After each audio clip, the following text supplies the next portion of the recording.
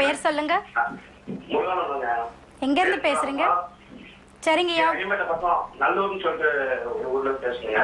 சரிங்கய்யா, உங்களுக்கான சந்தேகங்களை மருத்துவர்கிட்ட தெளிவா கேளுங்க. வணக்கம் ஐயா, வணக்கங்க. சொல்லுங்க. ஒண்ணுங்க, எனக்கு ரொம்ப நாளாவே ஆஸ்மா மாதிரி பிரச்சனை இருக்கு. சரிங்க. சளி குறையவே இல்லை, சளி எப்போதும் இருந்துட்டு இருக்கு. நாளை தொலைக்காட்சியோட ஒலி அளவை முழுவதுமா குறைச்சிட்டு பேசுங்க ஐயா. இணைப்புல இருக்கீங்களா? இணைப்புல நேயர் இல்லை, நீங்க தொடர்ந்து பேசலாம். இப்போ நான் சொன்ன மாதிரி அவர் இப்போ ஐயா கேட்டிருந்தாங்க, சளி பிரச்சனை இருந்துட்டு இருக்குன்னு ஆரம்பிச்சாங்க.